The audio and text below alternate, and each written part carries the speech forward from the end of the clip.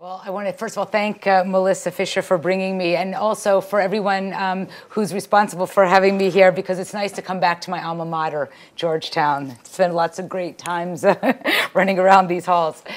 Anyway, so what I'm going to be talking about today is, it draws on some work I've done in the past on domestic violence and Sharia. And so what I'm particularly interested in presenting to you today is, some details about the issues, but in particular, how we think about these issues, how we, as scholars and intellectuals, grapple with an issue like domestic violence, particularly as it gets factored through cultural and, in specific contexts, religious frameworks, et cetera.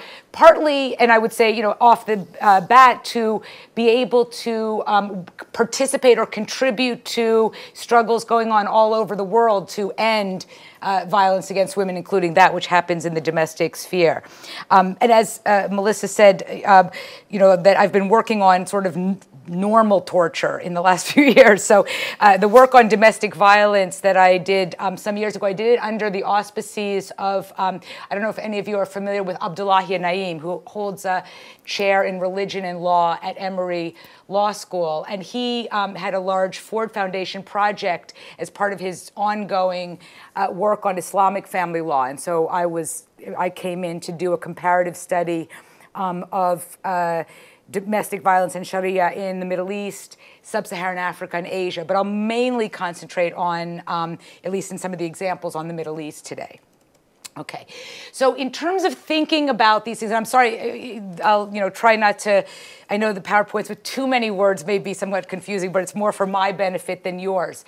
The framework of analysis that I bring to this thing is thinking about four distinct sets of issues. I mean, I'm not a particularly committed social scientist, but if one was going to call these variables, I would say that obviously domestic violence is the issue, women's rights, I mean the right or not, the lack of a right to sort of be protected from domestic violence, and particularly in this case, angling in how, if at all, religion, and in this context, in Muslim societies, Sharia bears upon these issues, and finally, the issue of the state.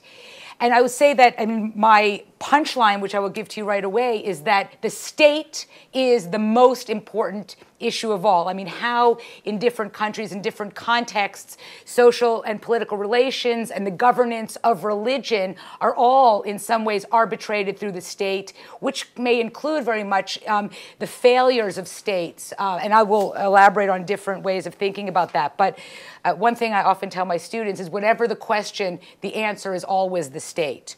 And so one thing I would just say that, to appreciate the fact that domestic violence rates vary, but it is a problem everywhere in the world. In fact, there are only 4 countries in the world where domestic violence is considered very unusual. And so we're thinking then, one of the particular angles of, or issues for perhaps feminist scholars, feminist anthropologists, is when we're thinking about domestic violence and Sharia, to be able to apprehend the distinctions that may bear upon the problem in Muslim societies, but not, to be able to consciously avoid and criticize the kind of orientalizing notions that somehow Muslims are uniquely disadvantaged. In fact, in context, everyone who's subjected to domestic violence is disadvantaged. And the question is, how? How does that occur? And so to a large extent, in this confluence of dynamics, women's rights everywhere are shaped by laws. They're the laws that do or do not protect them, to the extent that women are, all people, we are constructed through laws. We are products of the law. Our rights, our relationships, our opportunities, et cetera, are very much filtered through law. And so the question of how laws operate, both religious laws and other kinds of laws in different contexts. But then the issue of the state itself, the point being, and I will elaborate on this, is that why states are so important. In the modern world, states vary, and social and relationships between states and societies, or the law-state-society complex, can vary. But in the modern world, all states have the capacity and authority to regulate violence. I mean, whether or not they do so, that is a commonality of states. And states are capable of perpetrating violence, and states are responsible whether they live up to or prevent different kinds of violence. And that's the centrality of the state.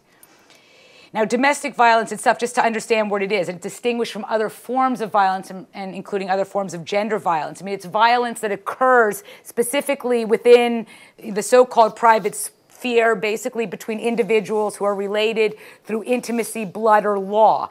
In that sense. So the distinction between male on female violence within the home is different than, for example, a woman being raped, by a stranger on the streets. And so the issue of the intimacy becomes a crucial element. And while it is, of course, true that men and boys can be subjected to domestic violence, overwhelmingly, women and girls are the victims of this kind of private sphere violence.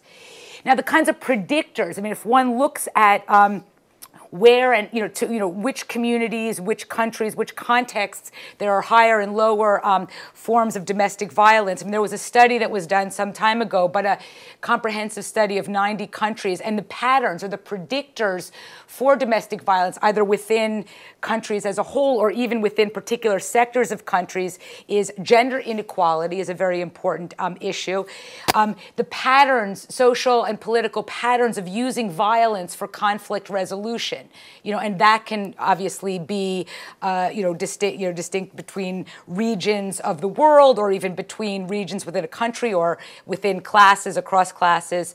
A third predictor is the kind of normativity of male authority within the home. I mean, the extent to which men wear the pants, men have that kind of authority, that is one of the predictors. And the fourth predictor is restrictions on divorce. Because, in fact, one of the main reasons why women would seek to get divorced is to leave a violent or a failed marriage. And so in the context where there are obstacles for women to get divorced, those may actually be legal obstacles, where, in fact, women actually are barred from getting divorced, or the legal barriers to winning a divorce legally are tough. But in other contexts, one has to think about even women, for example, in this country who are impoverished and who don't have the capacity to leave. And so that too becomes a predictor, is the inability to, escape a violent marriage for whatever types of reasons. And then the kinds of violence that, at least for the study that I had done on this, that I was focusing on specifically, would include beatings, battery, murder, marital rape, and forced marriage. I mean, forced marriage can be a form of psychological violence, as well as, obviously, physical violence in the case of child marriage. Now, one of the questions we think about is, how to sort of engage analytically with the question or the problem of domestic violence, and particularly when we start thinking about, the original question that I was asked to address was, how in different Muslim societies does Sharia bear upon this? I mean, is Sharia sort of is Sharia one of the reasons women are perhaps more vulnerable in that particular context, or less vulnerable?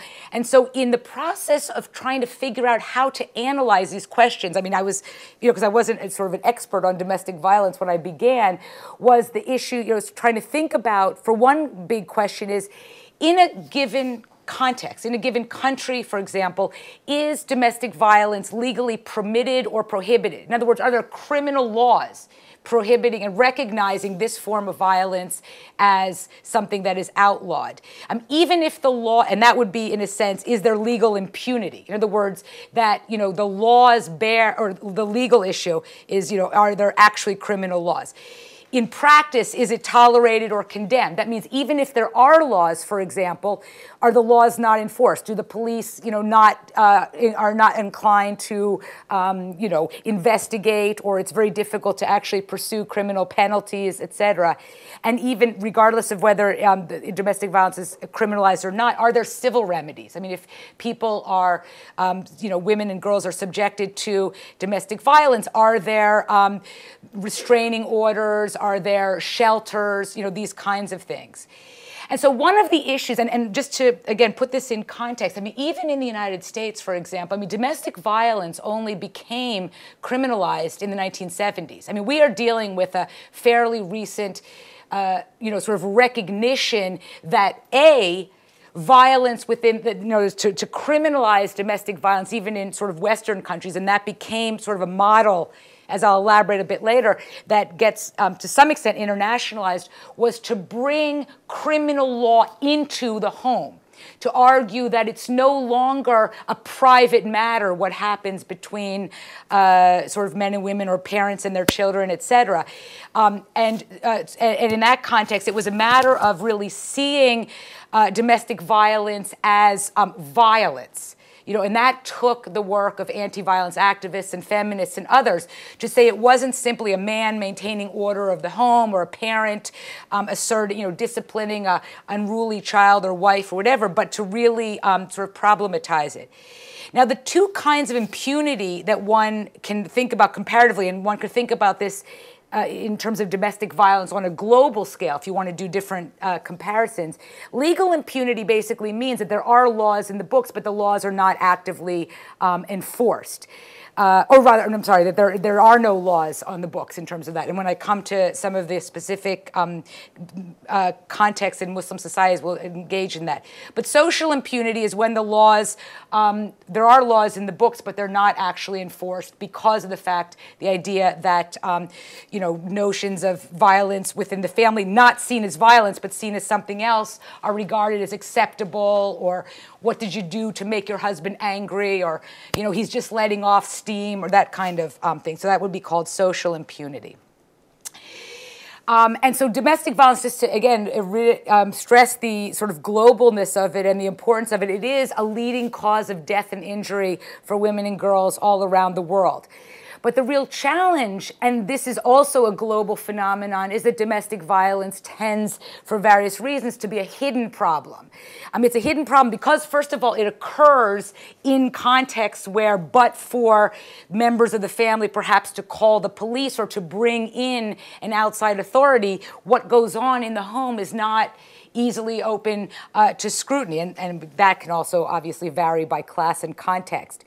But there's also the element of, and this is, I think, what makes the study of domestic violence challenging for feminists and obviously for people who are working with domestic violence victims and survivors, is the sense of the commitment that people have to the very people who are abusing them. And so the issues of shame or fear or, sort of in a sense, the obligations to try and put a good face on it. This is not by any stretch of the imagination distinctive to Muslim women and Muslim societies, but it certainly is a factor that makes it very difficult even to know about domestic violence as a first step to trying to redress it. And certainly also the importance of the family. The importance of the family in every single society has been, and again, I'll elaborate on this, but it makes bringing the law and altering the kinds of norms and values and practices that make domestic violence permissible and hidden, to kind of alter that notion, is something that many people have argued would be threatening to society. Where at a more general level, where social and religious conservatives often argue that any forms of feminism, any efforts to alter kind of dominant patriarchal norms and attitudes, is threatening to the family itself, and so you get a resistance even at that particular level.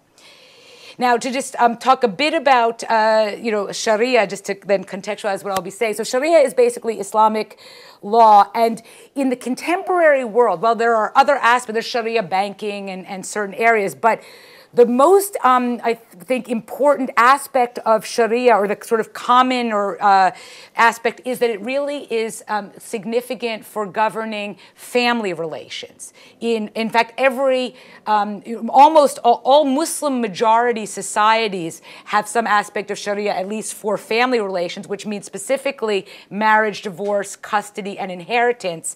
And even in other contexts where notions of Sharia, Muslims, even Muslim minorities in non-Muslim societies would strive to be able to have a kind of Sharia-based framework.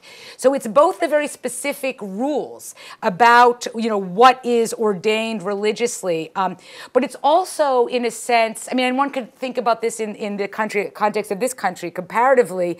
One could say that there are, the 10 commandments that, very religious Christians or Jews may live by, but then there's also the notion of being a good religious person. So you're sort of following God's will. And so in that sense, Sharia also functions in a more just amorphous way as a set of religio-cultural norms about good behavior. And I would just stress right here that we talk about Sharia, and Sharia, in a sense, interpretation means the path. There is vast variations in Sharia across time, across place. There are multiple schools of Sharia jurisprudence. And so it is literally, completely false and wrong to presume that even, no matter who invokes Sharia, they are invoking it from a particular context. And there are many ways to understand this. There are many ways to understand also at the cultural and religious basis.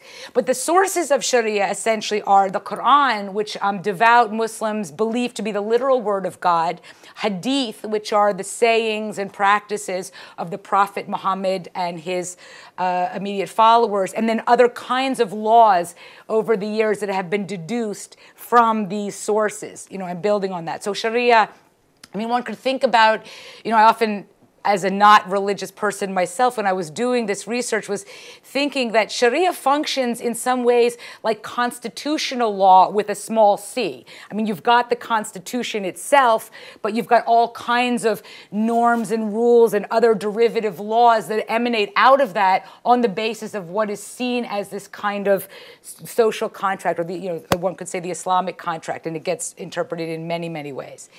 The methods of interpretation for what is Sharia, what people believe Sharia to be or to say, includes ijma, which is consensus among jurists, because Islam does not have unlike some of other monotheistic religions, there's no sort of central authority. I mean, it really is a religion that evolved out of religious scholars and jurists thinking about and pondering over the years, over the centuries, what is the good way, what is the path, what is the true way, and sort of coming through debates and issues to certain kinds of consensus about beliefs.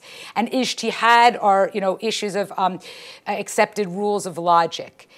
And now the question then, coming back to the issue of domestic violence, is how is sort of our Islamic norms and rules interpreted in a given context in regard to the practices that constitute domestic violence? And I will try and elaborate on that now. So in 1 second, and in the next slide. So to think then about Sharia and Muslim societies. As I mentioned, in all Muslim majority societies, Sharia is generally taken as a frame of reference or an overarching rule for particularly family relations, perhaps some other things as well. But I want to reiterate the importance of the state. It's always the question of how, in a particular governed context, what is the relationship between the religion and the state? And so, if we think about the different kinds of colonial and post-colonial histories of different countries with Muslim majorities or Muslim minorities, we can think, for example, the way in which colonial colonial powers actually utilize the kind of divide and conquer rules to, emphasize religious differences, to privilege certain kinds of religious identities or religious groups over others. Certainly in the Middle East context, where there is a lot of religious heterogeneity. For example, historic Syria, which now would include Syria and Lebanon, one can think about the ways in which the British and the French would both use the kind of distinctions, and that actually bears upon how religion then gets interpreted and used within those contexts. But ultimately, there are in noting all the kinds of differences within Sharia, there are certain kinds of dominant interpretations about what Sharia would say, specifically in regard to the rights and roles of women and girls within the family, with their relationships with men in the family. And the dominant interpretations, essentially, in the family context, they accord men authority over women within their family. Women are, in a sense, the guarded, and men are the guardians, and there's an expectation that women will be obedient to their guardians.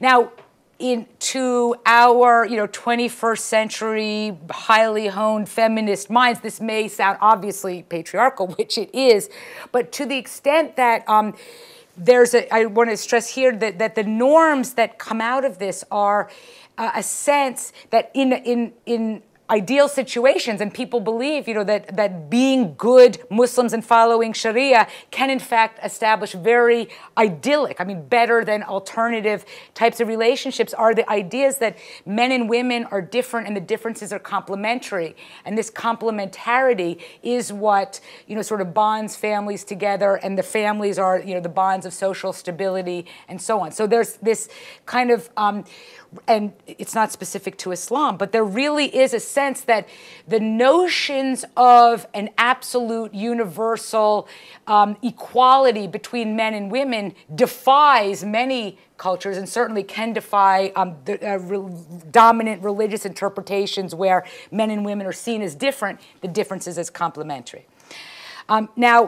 So Sharia, consequently, it's important, but it's not. But it's too contradictory to be explanatory for domestic violence. We can't simply say that Sharia is, and this was, one of the punchlines of my study was, you cannot say that Sharia is causal to domestic violence in Muslim societies. On the contrary, domestic violence happens everywhere. If the problem is the violence and the question is the impunity, what we do to analyze is to try and figure out how is sort of violence or the freedom and protection of women understood. Now, coming to the specifics of Sharia, just to illustrate the kind of contradictions, one surah, this one, and I'll read it in a second, and then one statement by Muhammad are somewhat contradictory. So this surah is this verse, Surah 4, verse 34, is the one that really is used primarily to kind of authorize and rationalize and bolster the notion of men's authority. So this is one interpretation of that sort of men have authority over women because Allah has made one superior to the other and because men spend their wealth to maintain women. As for those women from whom you fear disobedience, admonish them and send them to their beds apart and beat them. Then if they obey you, take no further action against them. Allah is great.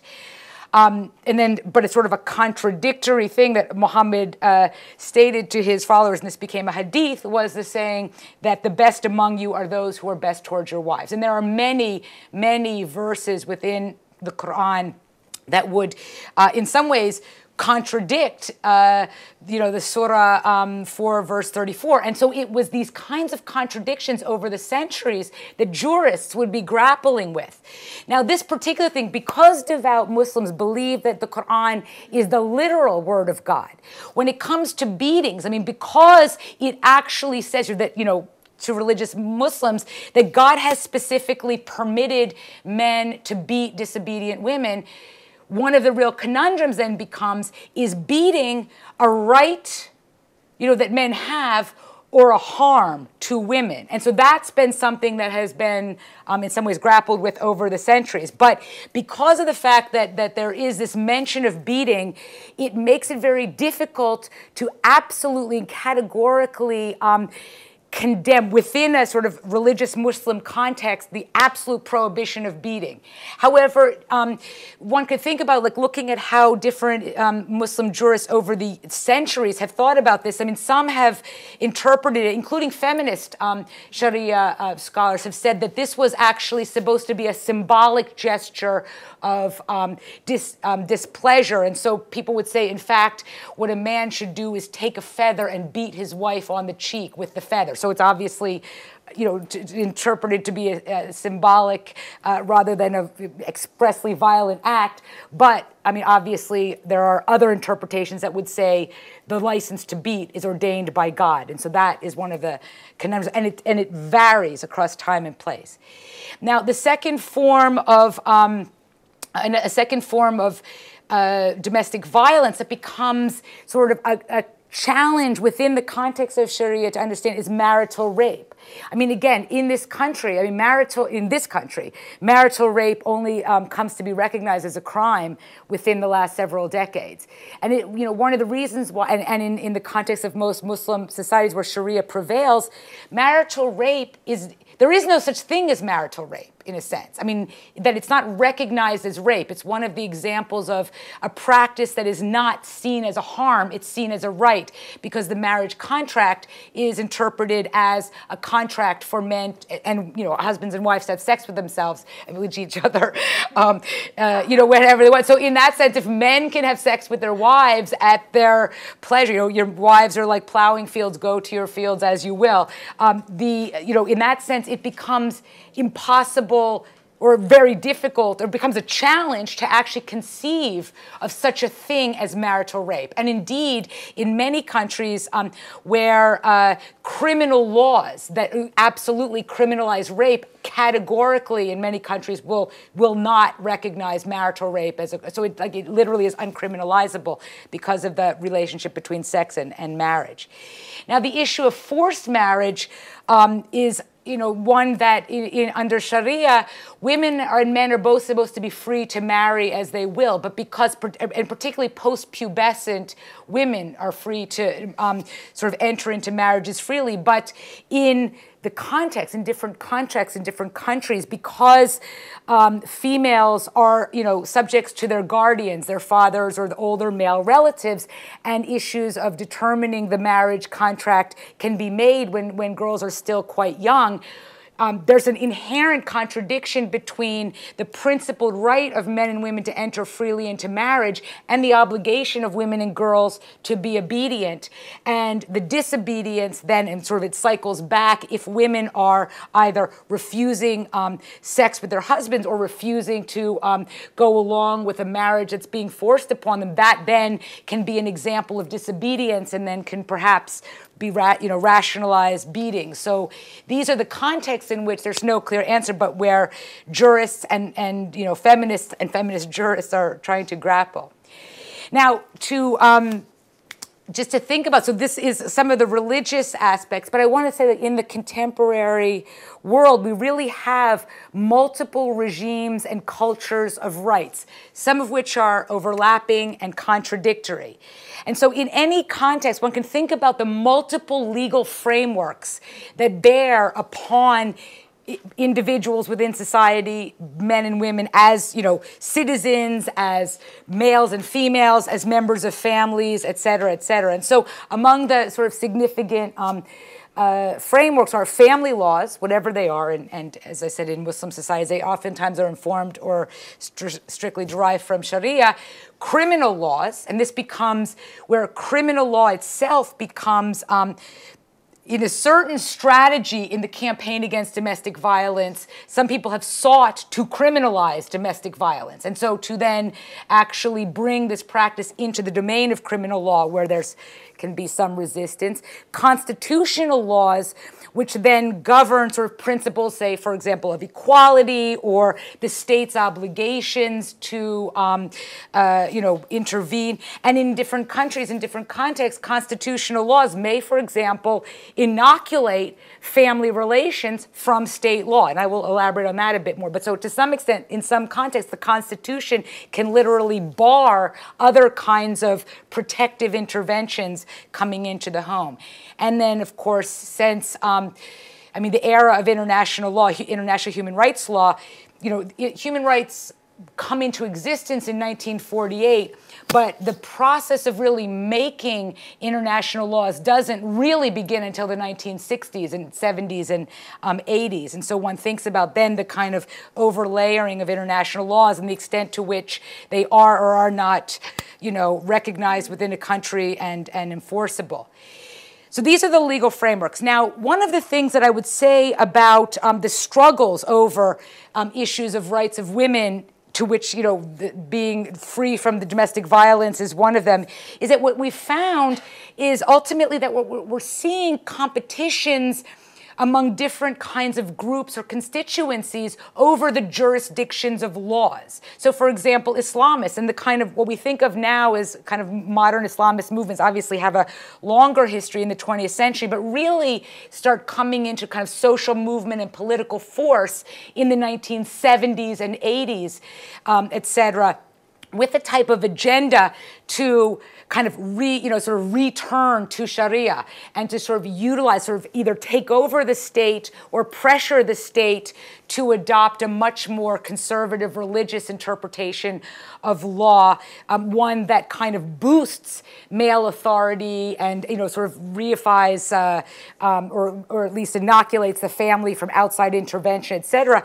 And this was occurring simultaneously with the rise and expansion of human rights movements. And throughout the Middle East, I mean, there are, some countries where there are significantly less NGOs, but really through all over the world, there are now NGOs and kind of a blooming of human rights organizations and networks started in earnest in the late 1970s and really into the 1980s and 90s. And so what you see oftentimes on a number of issues, but particularly around questions of women and violence and the family and culture and universalism and equality, the way in which all of these concepts become struggles, one could say seeing, more conservative Islamist movements and, sort of more feminist-oriented or other kinds of human rights movements in some ways really struggling. And the struggles really are about legal jurisdiction. Whose laws prevail if there's a contradiction, and who interprets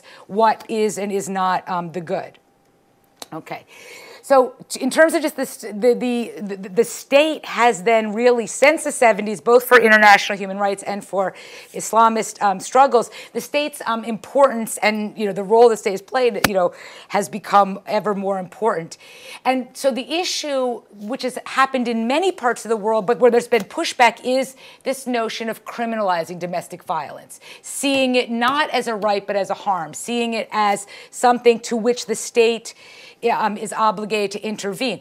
And the development of international law in particular, to which states are ideally subject, is that when the laws pertaining to the rights of women, started getting, like women's rights as human rights become a big challenge, but because what was happening was to bring the law either on a national level or on the international level, to bring law into the home, to recognize and respond to those harms that are specific to women and girls within the context of the home. And in other words, to say that it's not just simply about workplace equity and freedom of speech or rights to education, but actually to, in a sense, bring, and that's, it happened, in this country and other countries.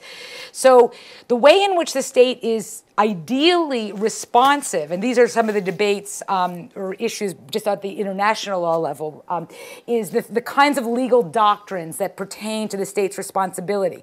One of them is due diligence. And so that is the idea that if beating someone is a crime in that country, then the state is responsible for, investigating and preventing the beating or the rape of a person, is responsible whether or not that occurs even in the home. So even if it's not a soldier or a policeman beating someone on the street, but a father beating his daughter, the state is responsible for beating. And the beating, so that's part of the question of due diligence. And it goes along then with the second doctrine of equal protection of the law, that all people should have, all perpetrators of a act that should be prohibited should be subject to penalties, and all victims, regardless of whether their victimization occurs in the context of their family relationship or by a stranger. That's that principle of equalizing the treatment of perpetrators. Now, the third and much more contested approach to domestic violence by some feminist international law people, Rhoda Copeland in particular, has sought to stress this, is that domestic violence is torture, is a form of torture. At some level, I'm going to critique it in one moment, but in some sense, what people have argued is that, and domestic violence looks like torture, right? What is torture? Torture is the harming of a person on purpose who is in custody and unfree to fight back. That's what torture is. So feminists who advocate this position say, well, that's what domestic violence is.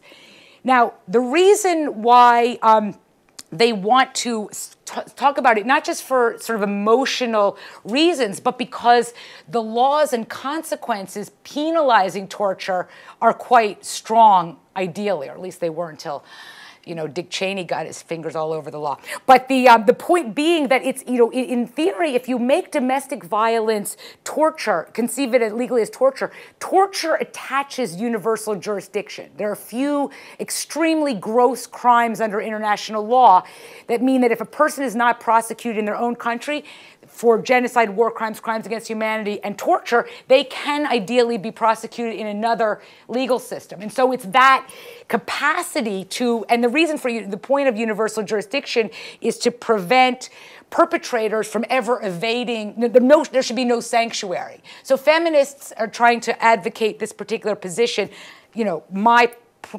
I disagree because, in fact, I think that torture is, particularly it's a custodial relationship, and custodianship is contingent on public rather than private interests, but sympathetic to the universal jurisdiction argument of it all. Now, just to, I just very quickly, and sorry, this gets a bit wordy, but just to talk about how, if we think about some of the kinds of resistance that have occurred to combating domestic violence in the Muslim world over the last several decades, this is my gesture to sort of rebut the kind of Orientalist notion that, oh, well, that culture is just always backward. Women have always suffered in, particular kinds of ways, and it's, the culture explains it. In fact, if one just looks specifically at some of the ways in which attitudes, and particularly state attitudes and behavior have evolved over the last few decades towards women's rights. In 1963, the 1960s were, the sort of last years when most colonized countries in the world achieved political independence. And so one of the things in the immediate sort of post-colonial era was that a lot of these newly independent states, they had just joined the United Nations, very enthusiastic about sort of throwing off the yokes of, de-development that colonialism had perpetrated, and in some ways, the kind of the appeal of the modern, the rhetoric of modernization, the principles of equality that had galvanized, anti-colonial movement. So there was a lot of, emphasis on the significance of building societies. And there was a recognition, really, that women are essential to building societies that had been underdeveloped and, subjected to, distortions of colonialism. And so many Muslim majority countries participated eagerly, enthusiastically in the prospect of, moving forward with an international law for women's rights, and one in which that would actually recognize equality. So in 1963, lots of countries participated in the Declaration of the Elimination of Discrimination Against Women, which is a precursor to CEDAW. CEDAW is the Convention on the Elimination of Discrimination Against Women. So, in international law, there's usually declarations first, just to kind of stake out the territory. Declarations aren't laws. They just establish principles. And then once, a couple years later, you get a convention. So a convention is actually law. But so the declaration, because it wasn't really a law, there was a willingness for people, to debate, et cetera, whether or not, to the extent that they would recognize in the early 1960s that one of the reasons perpetuating inequality or, making women, vulnerable to distinctive kinds of harms were family and religious and cultural practices in many countries around the world. And so, but there was a debate about whether or not, as they moved forward in this nascent stage of international law building or making, was to demand at that point that states abolish customs and laws that perpetuate gender discrimination or modify them. And this was, in a sense, an early debate in the context of the United Nations about how do you change culture? And what changes culture? I mean, do you establish a goal and basically say everybody's got to move to that goal, or you're failing? Or is it something that one perceives that various cultural issues can be, are not subject to the same kinds of, rigid approaches as, say, political and civil rights, like a right to freedom of speech or something to that extent? So in 1979, you get decades later, that's when CEDAW sort of is drafted. Most countries and CEDAW is oftentimes referred to as the International Women's Bill of Rights. So most countries with Muslim majorities that did sign CEDAW, and there were many that, there were some that didn't, but entered reservations specifically on those articles of CEDAW that pertain to the rights of women to be free to make their own decisions in marriage and the principles of equality within the family. So many sort of Muslim majority states by 79 were reserving on that particular thing on the grounds that it sort of conflicted with Sharia. And you can remember 79 is the year you're seeing a huge sort of transformation. It's the year of the Iranian Revolution. You're getting a lot of sort of Islamist politics emerging then. So much had happened from 63 to 79. But I would also say there were many non-Muslim governments that also reserved for similar types of reasons. But because of the many of the Muslim governments reserved by invoking Sharia specifically, even though Sharia was interpreted in different ways in different countries, it led to debates on the international scale that this was sort of Muslim resistance to the principles of equality, as opposed to, even though the patterns would follow other types of countries. And so consequently, in the 1980s, and particularly the sort of successes and visibility of the international women's rights movement, which really grew up. I mean, lots of countries were getting women's rights movement. Women were becoming sort of attuned to feminism, articulating their expectations and demands of equality in different ways. And this then spurred a kind of relational response. Sort of what are the stakes? I mean, to the extent that changed relations that would equalize women within the family would maybe come at the consequences of certain male privileges, and so you would evoke certain types of relational responses. And in 1990, the Organization of Islamic States passed the Cairo Declaration of Human Rights, which, to the extent on this particular matter, which said, that the states in the organization are committed to human rights, but to the extent that existing international laws conflict with Sharia, Sharia will prevail. And so it was, in a sense, looking for a kind of Muslim exception, and particularly it was the issue of women. I mean, women have been the quintessential sort of, terrain on which these contestations have played out. Now, let me just mention that that's sort of laying out these things. Now, in terms of how one thinks comparatively about religion, Sharia, the state, and domestic violence, there are three, if you're thinking about the state, the religious law, state, society types of relationships, there's generally, at least this is what I came up with, three patterns, three structures. So one of them would be communalization. Communalization basically refers to the idea that it exists in religiously pluralistic societies where you have multiple religions, and the state basically then argues that there's state law, and then the religious communities, that's why it's communalization, can each have some degree of autonomy over their own religious and cultural practices, and that means, in those contexts where religious laws may prevail. I'm going to elaborate on, give you some examples, but so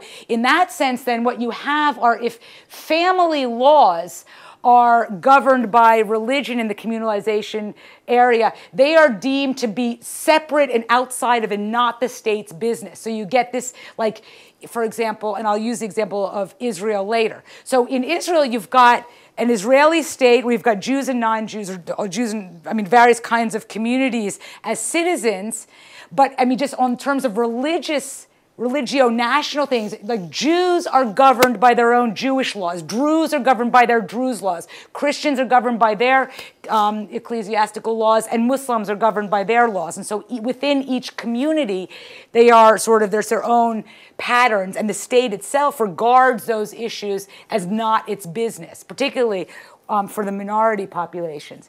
Now, nationalization would be the context in which you have a Muslim majority in the country and Islam is recognized as the official religion of the state. So again, there's many countries in Europe and other parts of the world where they have official state religions. But in the Middle East, I mean, Egypt being an example, and many of the Arab countries where Islam is recognized as the official religion. And I'll elaborate on that in a moment. So here then you have the state itself. Religious law, in a sense, is influential of the state, and then, it affects society. And so there's this notion that religious law and the state are somewhat separate, but they are mutually reinforcing in a nationalist context. And the third example, theocratization, would be in cases where religious law is state law, where the state itself has claim for itself that it is, the enforcer of religious law on earth in that particular context. So the issue with communalization, I'm just going to talk specifically about Israel. The problem with communalization, they're all problematic, but everything's problematic.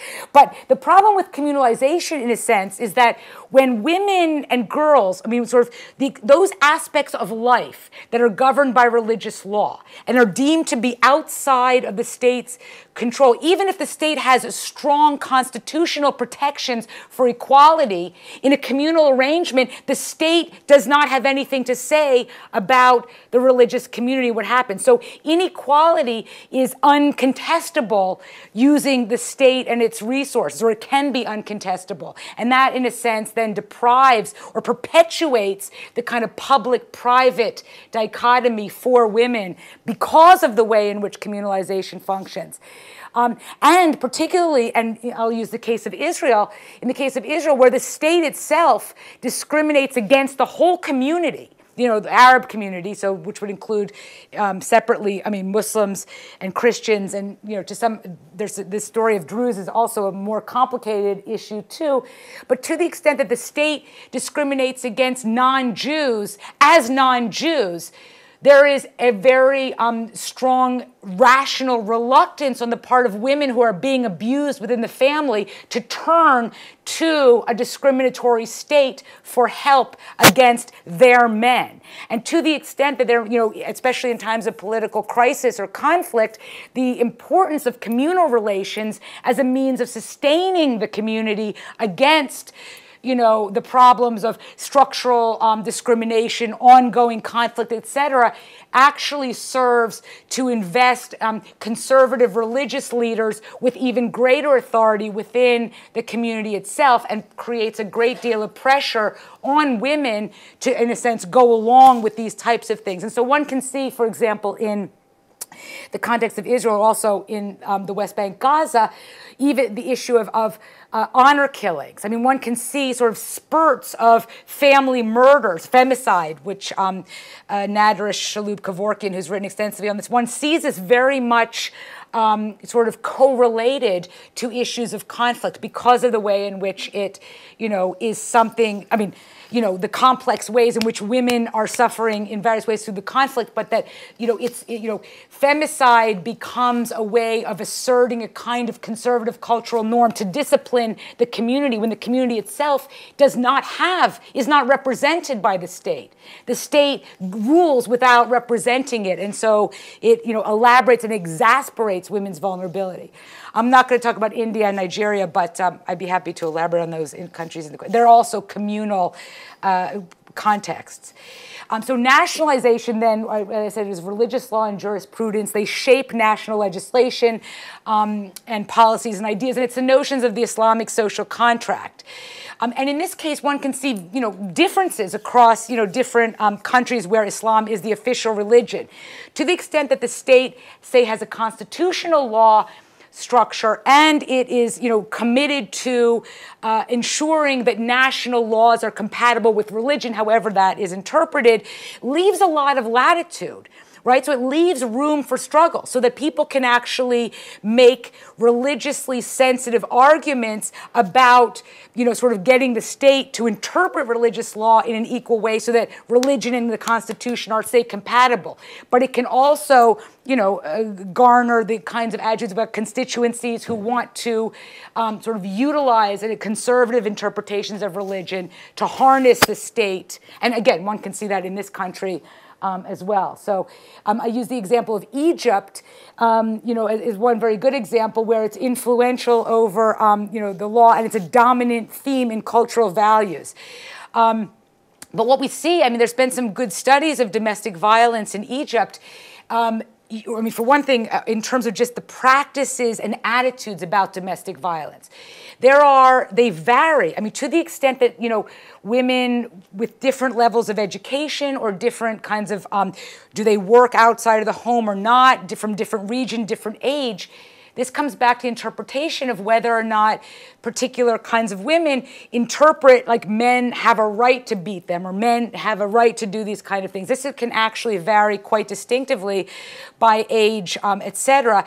And what it helps us understand in the national context is the importance that, feminists around the world have often said is that, public goods and economic development are essential to the private rights of women because, indeed, one has seen the kind of a co-relationship between the rise of a very conservative movement, oppositional movement, Islamist movement within Egypt, and part of it, motivated by the failings of the Egyptian state to provide for the economic well-being and development.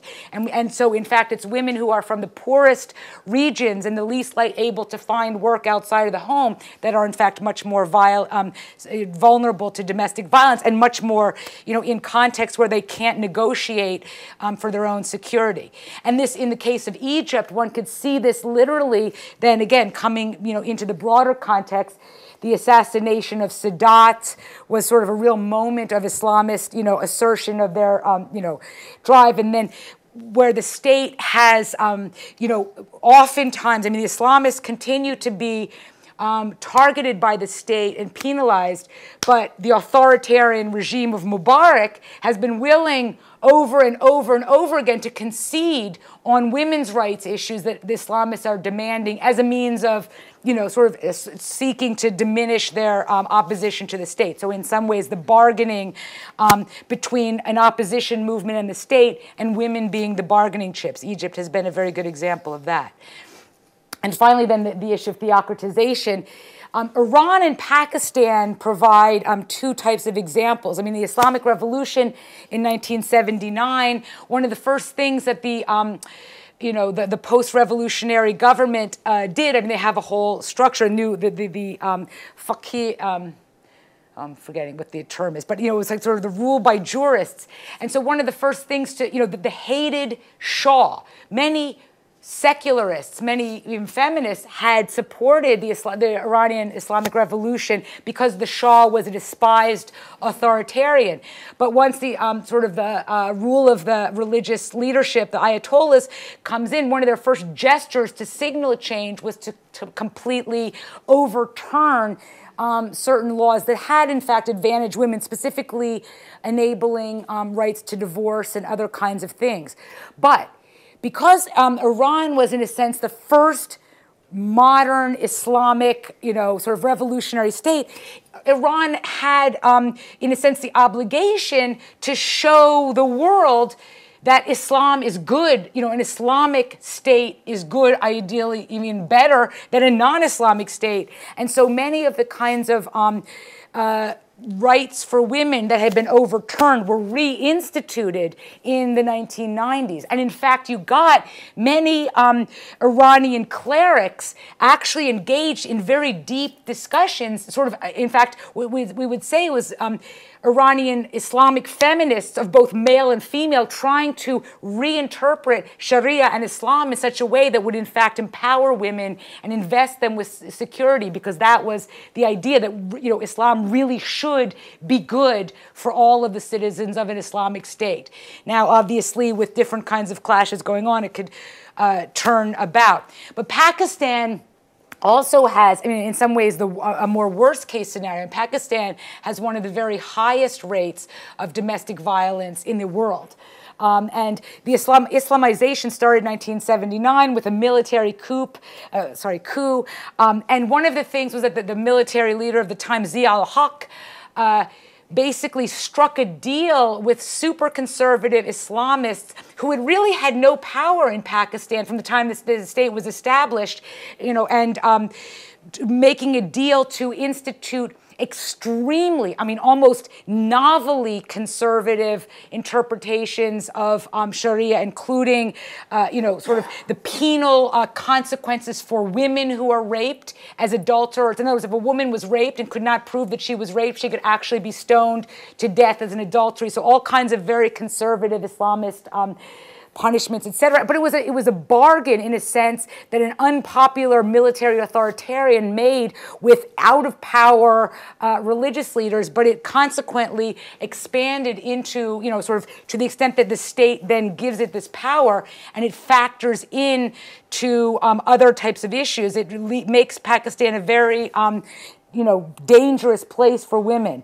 But again, putting this in the larger context, if we see that it's been very difficult, even the more secular-ish leaders of Pakistan over the years have struck bargains with the conservative Islamists on these kinds of questions because of the fact that the governments, I'm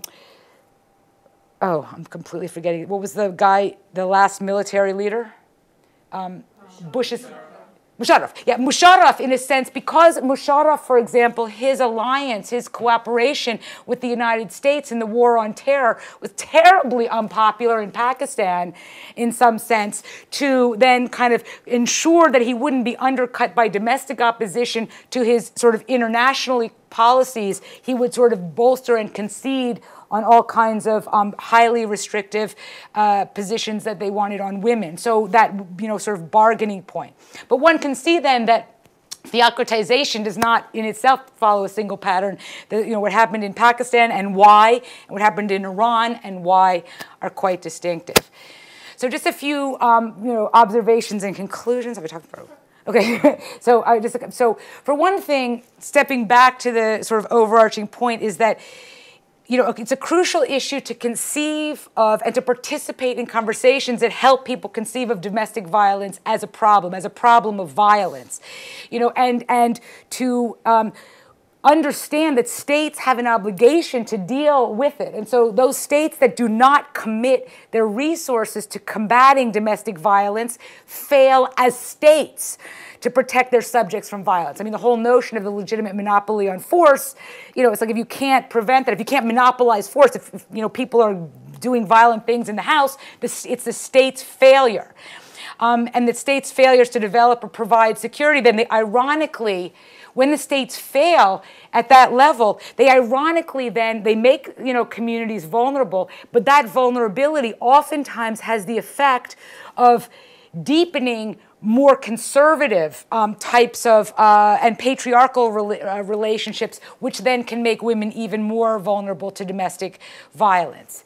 And so in the case of communalization, I think that while one might think, it's, the laissez-faire on religion, communalization can be quite bad for women because it oftentimes, women literally, the state will not see their vulnerability as its problem, and they cannot, and the deal that the state has made to allow the sort of autonomy of religious communities oftentimes comes at the expense of women, and there's really nowhere women can go. In the nationalization context, it may boost religion, but it also provides secular state law as, a sort of a terrain of struggle and debate. And then theocratization, which can either, promote extreme Islamic conservatism or in certain moments in Iran's recent past can foster kinds of Islamic feminism. But ultimately, I would say that if we think about, then shift our lens and think about women's vulnerability to domestic violence, ultimately their ongoing vulnerability and their impunity, whether it's legal or social, but impunity is a failure of states to act responsibly, to provide women with the rights that they are due as humans, as citizens, as women, and as Muslims. Okay, and I'll just leave this up here, but this might be for questions. So I'll then open it up to questions. I've talked too long. Yes, Susan. Following up on that, you've given us some, I'm sorry, I'm Susan Terry. Yes. And anthropologist here and chair of the new anthropology department at Georgetown. You've given us so much to think about, but I want to follow up on Robbie's question about the market, because the whole time, I was thinking about your frames and your variables and so forth. I'm thinking about the market, following the money that flows from the human rights enterprise, and this on the level above nation states. And I'm thinking of Sally Mary's work on international NGOs and the influence that they have, at that supranational level, but also on the regional and local levels to make an influence on people's sort of values and practices, and then in effect make an end run around the state in some ways, and because the money often flows from larger sort of international agencies through NGOs, that there's a pressure, a kind of market pressure that's put on states because they want to get a piece of the money that may flow when certain kinds of legal structures change in a way that corresponds with Western, sort of feminist and human rights issues. So yeah, I'm just wondering if you could, if you thought about that. Yeah, I mean, to the extent, well, specifically around, obviously the money flows are crucial. So I'll give you one example. Perhaps one that I know relatively better than others is Israel-Palestine, and particularly in the Palestinian territories. Obviously there's been a huge, since the late 1980s, there's been a huge proliferation of non-governmental organizations, and many Palestinians themselves have, in fact, who were kind of social movement activists in the 60s and 70s became sort of then NGOs. There's been a brilliant analysis of the NGOification of these kinds of processes. And so much of the money then has flowed.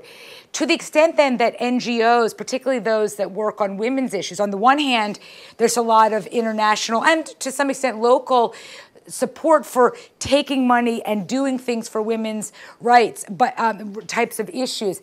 But to the extent then that the kind of the professionalization that one sees manifesting, like that the money will only come if these NGOs will comport with the expectations. And so consequently, it then means that the only people who can really hold the highest positions in the NGOs are English speakers who are capable of writing the grant proposals and who are capable of doing these things. And so it then serves to diminish those NGOs. It's not the only reason, but it can diminish the legitimacy of those NGOs. Now, in Palestine, in the 1990s, in the period when during the interim, when they were negotiating a type of some kind of an arrangement, sort of anticipating that perhaps someday the occupation would end. And Palestinians in the 1990s were thinking about what would the legal system look like in a future Palestinian state. And of course, Hamas, sort of the tension between the nationalists and the Islamists, really only broke out in 1989, but was quite strong in the 1990s. It was a kind of a counter pull to these negotiations. Women's groups, NGOs, were among the best sort of attuned and didn't want to, either sacrifice women to Islamist types of conservative demands, and they wanted to pull in a lot of Palestinian women from rural areas or refugee camps that don't think in the same kinds of ways that the NGO feminists would. And so there was a lot of work then to kind of put on what they called people's parliaments. And so they held these kind of parliaments around the West Bank and Gaza to debate, specifically these issues. Would Sharia be a factor in a future Palestinian state law, particularly since there's Christians and Muslims, and they would debate these things and attempted, in a sense, to be sensitive to that, getting, some support from, sort of financial support. But obviously, and one can see this about sort of market questions everywhere, to the extent that international funders, the EU, the Americans, or whomever, have agendas that are oftentimes, obviously for Israel-Palestine, but other countries as well, they want to see certain political international relations types of ends, you know, and in the case of Israel-Palestine, I mean, the outbreak of the Second Intifada, the, you know, resurgence, you know, the split between the Islamists and the secularists, you know, Fatah, Hamas, you know, has really made a lot of these things for naught. So, and India, I think, would be another example, you know, sort of maybe deriving from Sally and Gomery's, where you get a lot of efforts on the part of Indian feminists to be struggling for women's rights. For example, struggling to criminalize and penalize bride burning as one particular factor, and getting sort of culturalist pushback and the state, you know, going back and forth. And then, you know, in economic areas, I mean, in some contexts, wealthier Indians can inoculate themselves from the vulnerabilities. And in other places, women are more vulnerable because of the market conditions. You know, it's like daddy needs a new dishwasher, going to burn, you know, the wife and get a new one, you know, for the next, for the new house or something like that. So the problems of bride burning. But, yes, Vida. So I have a couple of questions, just kind of clarifying, and another question. But I was just wondering, because you were talking about women and children, that is the definition of domestic violence also include parent on child violence? And if that's the case, then aren't we thinking about male children or mothers as part of that violence as well? And then my other question was, and I don't follow these issues that closely here in the U.S., but I know there's some folks who advocate for non-criminalizing kind of approaches, and I wonder if that plays out at all. Because what I know, just sort of anecdotally and from my experience in the region, is that in communities where people do look down upon this, there's sort of informally the expectation that the community tries to ameliorate this through reconciliation kind of processes, which sounds similar to the kind of more institutionalized, non-criminalizing kind of approaches to this, when a woman really wants to stay with her partner. And so the issue then is how do you do that? How do you try and deal with the violence if that's the case? And when I hear that model here in the U.S., it reminds me of the community-based model that families will come together and try and talk some sense into the man, or the brothers will beat him up and say, "Don't touch my sister again." But the goal is still to keep the relationship together. Yes. So that's one question. And then my final question, I'm just curious. At the beginning, you said something. You said there are only 4 countries that have negligible rates of domestic violence, and I'm just curious what they were. Laos, Madagascar, Cote d'Ivoire, and I forget what the 4th one is. But okay, so the boys' question. I mean, obviously, domestic violence does include parental violence of both males and females. I mean, to the extent that, at a general level, I mean, some of the same predictors apply. I mean, is violence a normatively acceptable strategy for dealing with, you know, control issues, et cetera? So there could be that kind of vulnerability, absolutely. To the extent, though, that within societies where you get a kind of religio-cultural validation, or the notion that men and women and boys and girls are different, even if boys may be vulnerable at a certain age, those same boys may then at adolescence grow up and be, in fact, empowered and in some ways having been suggested to be violent towards their sisters. I mean, so in that sense, it doesn't exclude that, but to the extent that, coming now specifically into the questions I was looking at, is how is a religion interpreted in Muslim societies to bear upon these issues? So boys, I mean, the violence against children may be part of the whole obedience thing, but there is that, the dominant views being there's a distinction between females and males. So it wouldn't be to disregard it, but yeah, I think I think that where it overlaps is in the kind of normativeness of using violence as a means of, you know, conflict resolution. Yeah, in terms of the non-criminal approaches, in fact, I find that one of the, you know, sort of where scholarship is very well developed and highly suggestive for, on communities in this country, is suggestive for other contexts around the world. There's some, you know, excellent critical race theory, and particularly, I mean, the work of Kimberly Crenshaw, who's done this, but other, you know, sort of feminist scholars who have thought about the question of, you know, to the extent that, what does it mean when women of vulnerable communities are made vulnerable by men within their communities. And the criminal approach, by definition, means bringing the state in, like bringing the state into that, so that there can be a very powerful countervailing pressure on women, like not to betray their men. So, you know, Kimberly Crenshaw and others have said, why is, I mean, they're critical of this, but it's something we have to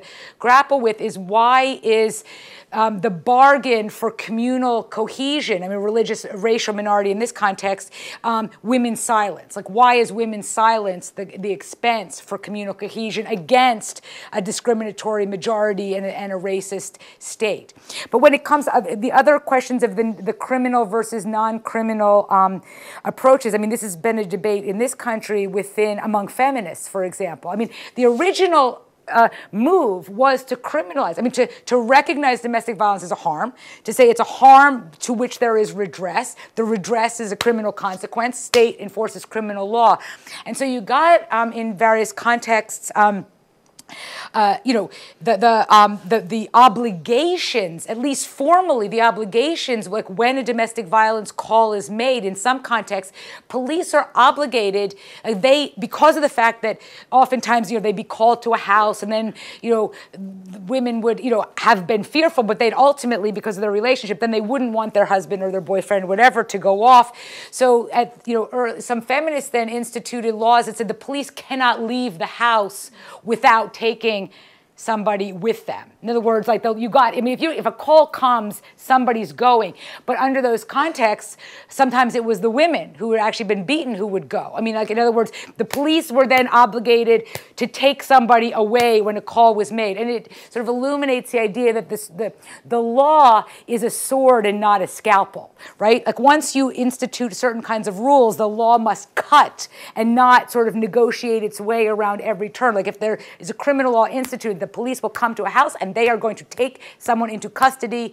The scalpel thing where you might need is, what to do, but no, that could actually turn on women as well. And so there have been lots of efforts. In Sally Engelmary's work, she's done some comparative work like Hawaii and elsewhere, saying that in fact in many contexts, especially for more disadvantaged economically or economically disadvantaged or racially discriminated communities, sort of retraining both men and women in conflict resolution that does not require criminal penalties, but actually, in fact, goes to the heart of the problem, which is getting people to rethink male privilege. And there's been some very successful moves on that score in Hawaii. And I think it's just really our differences of opinion that we can say on all kinds of issues involving harms that people do to other people. Is some people want, and will, not brook anything but a criminal consequence. And other people are much more, social restoration or rehabilitative justice, that kind of approach.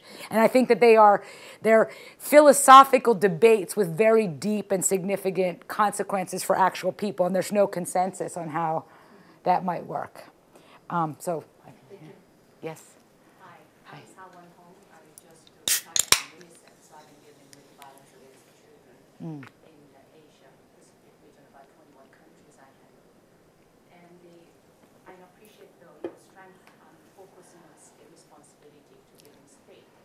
But there's another element I'd like to bring up in addition to not negating your point, is actually the culture of violence is so embedded in many places. They don't even recognize violence as a crime, problem, or violence doesn't exist. This is in a different country context, like a Papua New Guinea. Violence is such a thing that everybody outside of people knows there's a violence is just the main problem in the country. You go there, you ask them, talking with the local people there, even the ones in the government, in the women and whatnot, highly educated people, highly responsible people, they don't see violence there. It took a long time for me to finally realize, after so many visits and talking and working with them, realize they don't see violence as a violence. The beating wives is not a violence. The one beaten by their husbands, they don't see that as a violence. It's a natural thing. Your husband come back from work. Dinner is not ready the way he wanted. You beat up your wives, and it's a fine. Ministers thinks it's a fine. Wife themselves are fine. Women's group thinks it's a fine. They don't even think about that. So we're not even there to recognize as a violence. I mean, that's, if I didn't stress that enough, I think that that's absolutely, I mean, it's a pattern one sees in many parts of the world. And so making violence visible as violence becomes, you know, sort of the first step. I mean, that's where I sort of differ with some of the certain kinds of feminists, where they argue that achieving women's equality is the means to resolving the problem. In fact, equality is a much more contestable issue, but if you really, I would you make violence conceivable as violence, and that means bringing culturally relevant arguments to bear to allow people to see what they're doing as violence within their own sort of, not saying, you know, what you just don't understand. It's like, you understand exactly what you're doing, and what you're doing is but, you know, in fact, there's, you know, issues of you know, let's explain it to ourselves in ways that at least it becomes culturally legible as a first step to changing it. But I think that this is common in many contexts. Yes? My name is Cherry Palmbush. I've just returned from living in Dubai for 2 years. I was a Rotarian there. I don't know if you're familiar with Rotary Club. It's a national service organization. We give money. As such, we had 2 groups come in asking for money. They were flying under the radar. It was about stopping domestic violence. Also, a magazine article in Emirates Women's Today was Stop Honor Killing Now. So there are groups that are coming up and swelling to try to stop this within these countries. Do you know how prevalent that is? And is that only because it's Dubai, which is a little more open? No, I mean, I think it's happening in, you know, different contexts around the Middle East. I mean, it really, I think there's various reasons. Sometimes it's, you know, in a specific context, it may be a couple of feminist anti-violence entrepreneurs. You know, I mean, one can think about the pattern of fighting domestic violence and particularly honor killings in Jordan. I mean, you really have to give credit to a couple of particular individuals, including more, you know, I mean, some of the first entrepreneurs were not the queens, you know, current and past, but they've certainly put their, you know, fingerprints on this move. In the context of Dubai, I mean, it's a very challenging context because the privileged community is so small, and then there's all kinds of other communities that are there. I mean, there's, you know, domestic violence, honor killings.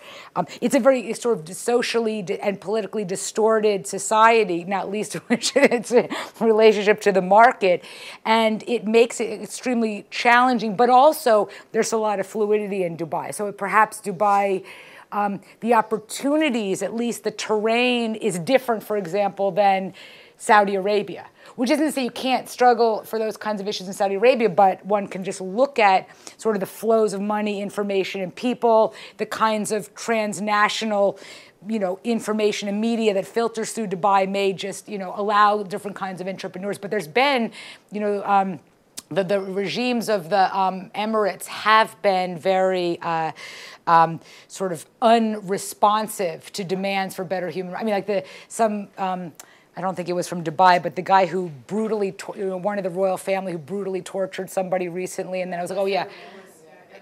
Yeah, exactly. So I was like, whoops. But I mean, so one can say there's just, you know, the different context. But I mean, Dubai has serious problems. This was young filmmakers, 2 of whom were men, and they came to me and they called it empowerment of women, and all the Emiratis would say, we empower our women. So I went and talked to them. They said, we're not talking about empowerment, we're talking about domestic violence, and it's not well accepted here. So I was wondering about Pakistan, if there's groups of people in Pakistan. Oh, there's some great human rights organizations in Pakistan, but they're also dealing in a context where there's huge amounts of violence and a really, like the kind of cultures of resistance and struggles over rights are explicitly pronounced in Pakistan. But I mean, like, you know, the human rights, I think it's called the Human Rights Foundation in Pakistan is outstanding in terms of like working extremely well in what is a very difficult, you know, context. Alice? I just want to chime in here from a West African perspective. But I was looking at your question, your blue question, like, do foreign feminists care about other ways in which women suffer? And I would say certainly yes, and that that a lot of the reports that come out of development schemes these days emphasize women's empowerment in different ways. But the empowering women, that once a woman is financially worth something, she's so that I'm clear with people's names, but I would kind of echo the sentiment that it's empowerment. I mean, law is all fine and good in terms of like establishing crime, but there are norms.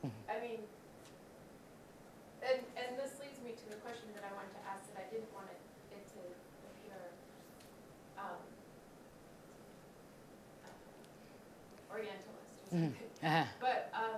But the cultural norms against the violence, or places that women or anybody who's abused seek refuge in the absence of laws exists. Right? These women who are beaten sometimes have places that they can go to have some kind of comfort given. And in that context, I'm wondering if you've considered polygamy and whether that can offer refuge to women in these situations, or whether you would read it as only distant help. Because I think the empowerment equation is very complicated. Yeah. No, I think, well, so just on the economic issue, I mean, that comes back to the point I was talking about the Egyptian study. I mean, there really are, you know, I mean, it's not an absolute guarantee, but women who have more education and or have work outside the home, I mean, really are significantly less likely to be domestically subjected to violence, or to even to tolerate it or think it's normative as opposed to other types of things. I think with polygamy, I mean, that's definitely not one of the categories I was looking at as violence. And on the contrary, I think that there are, I mean, it probably varies. I mean, to the extent of like why and how men take multiple wives and how women sort of consider that, you know, their own life circumstances to be, I would imagine that that would, you know, vary significantly. And in some contexts, it could be probably quite, I mean, I would imagine there are contexts where women, you know, it's kind of like the big love phenomenon. You know, I mean, we've seen so much polygamy. If anybody who watches Big Love, it's like, oh yeah, it's like the guy is just sort of an extra in the movie of women. But I think that, you know, I mean, it probably, I would imagine that class issues or financial issues come in. I mean, to the extent that if, and one of the instances in which men are technically in countries, there's many Muslim countries where polygamy is prohibited, but in those countries where polygamy is permissible, there have been contestations, and Egypt has been one case where they're struggling over the idea that the obligation derived from, you know, Sharia is that men who take additional wives must be able to treat each wife equally. So what equality means? I mean, what if, for example, a man marries a much younger wife? Is sexual equality something that, you know, both women or other women would consider, or is it like about the economic equality? And so women have, in fact, sort of contested their husband's rights to take additional wives. They can go into Sharia courts if they can